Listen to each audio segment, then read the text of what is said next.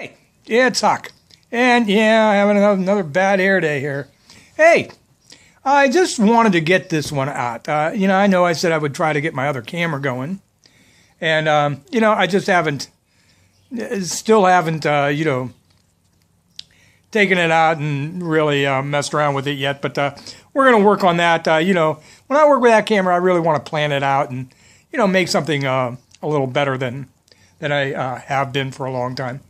At any rate, one of the reasons why I don't post as many videos anymore is, well, certainly my health hasn't been great until here recently. But the other reason is because, I'll get a thought, I'll get something I think I'd like to say, maybe something going on in the news, and I want to post a video, and I don't get around to it quick enough, and before you know it, with the Trump administration, these things happen sometimes 2 or 3 times a day. And, and by the time I finally get around to thinking, well, I ought to make a video, it was like 4 or 5 videos ago. So I didn't want this one to, dissipate away. So I guess my only thought today is how naive we have been. One of the things I think that strikes me, and I'm sure strikes most of you, is how we could find ourselves in a position where a person like Donald Trump could not only attain the presidency with or without help, but how once he was in office and we saw what, in fact, for certain he really was, how even Republican members of Congress could allow him to stay there. I mean, they do, have alternatives. Worst case scenario, you impeach Donald Trump, you still have a Republican in office and someone who would almost certainly, gladly pass any legislation the Republican Party wishes to put across. In fact, they'd have much less trouble getting their agenda across with Michael Pence than they would with Donald Trump. So why? I mean, aside from the obvious reason that their own voters would have a backlash. And so I was thinking today that we shouldn't be surprised. Everyone knows that Donald Trump is a lunatic. Everyone knows that he is entirely out of control, that he is wholly egocentric, that he doesn't give one whit about anyone or anything, including the Republican Party.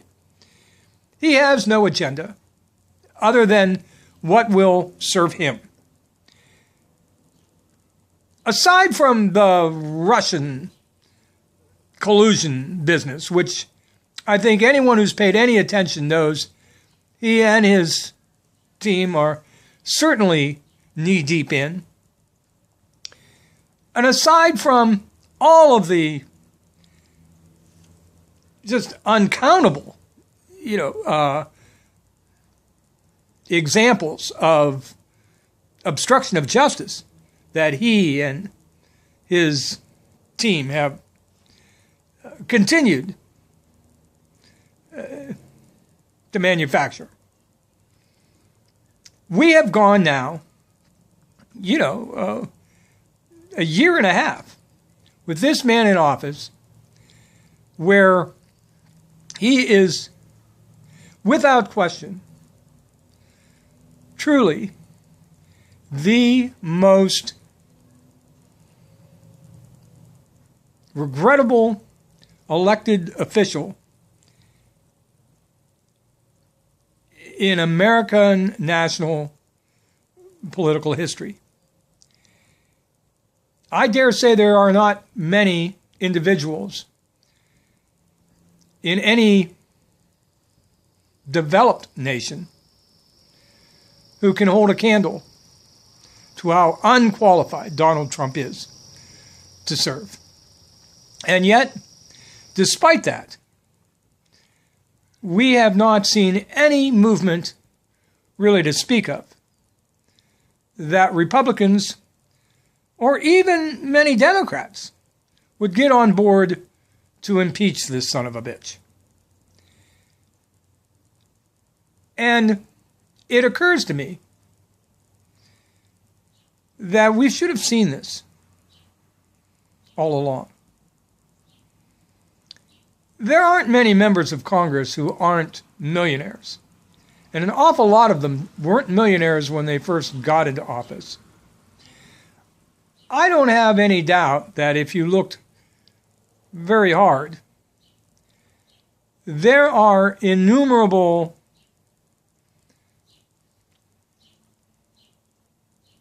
cases of criminal activity, certainly financial shenanigans, that probably could be used to prosecute virtually anyone serving in our U.S. Congress or Senate. And that's probably true of most Republicans and most Democrats. And yet, they have all, not surprisingly, looked the other way. Unless things got so ludicrous, and more importantly, so public, that they were left with no choice. And generally, even then, it is often, too often, decidedly only when the party in power is in opposition that they see to it that the person is removed. Now, there are some exceptions, because some things are just too nasty or too egregious to explain away. Crimes of a sexual nature generally have fallen that way. But with Trump, nothing seems to be off limits. Absolutely nothing. And I guess my thought is that it is a sign that when you let the little things slide, when you are willing to overlook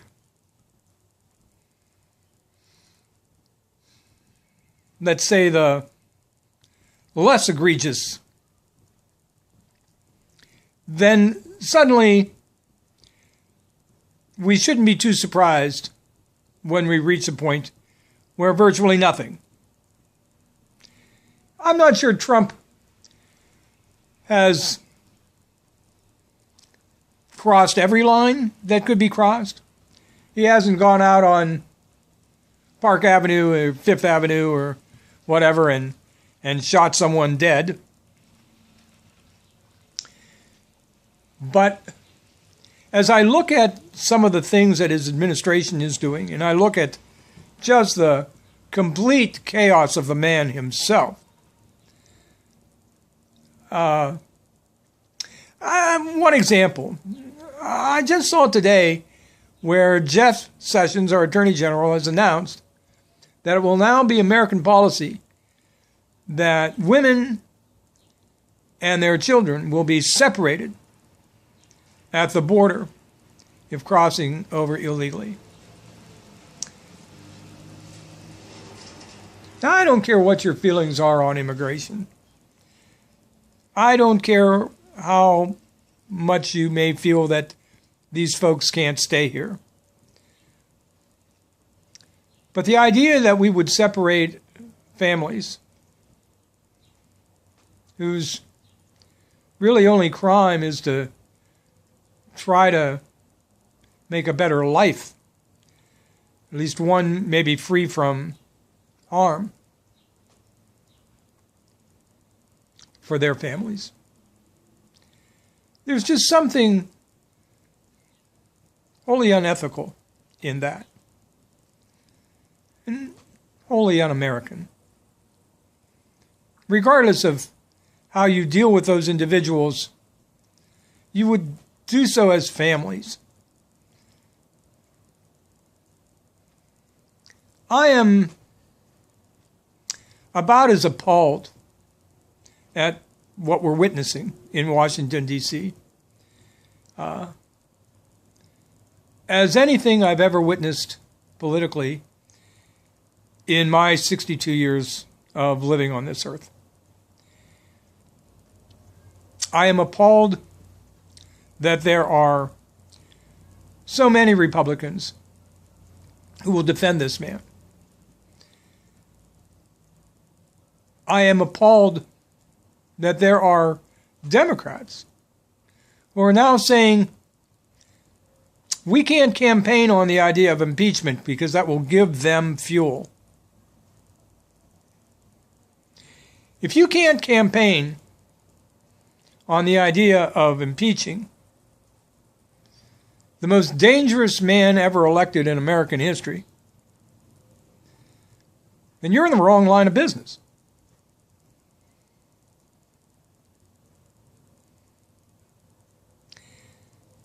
I think maybe it's time we start prosecuting every politician for every criminal act, so we can start getting back to something we once had in this country, or at least most of us had, which was some sense of principle. I fear we've lost that. Anyway, that's how I feel. Feel free to chime in. I would really treasure to hear your comments. Because I brought this topic up because, I was debating myself the idea of whether or not a president could or should be prosecuted. A wholly separate issue from whether a president should be subpoenaed or impeached. We know a president can be subpoenaed, and we know a president can be impeached. But there are arguments to be had that you shouldn't criminally charge a president of the United States simply because if you try hard enough, you're going to find something you can indict him on. And it would almost assure that anyone elected at any time is going to face an indictment and a criminal trial merely as a means of playing politics. And so there is something to be said for avoiding that. But then, that's what we've done. And here's where we are. Your thoughts, please. That's it for now. Thanks a lot for watching. I'll see you again real soon.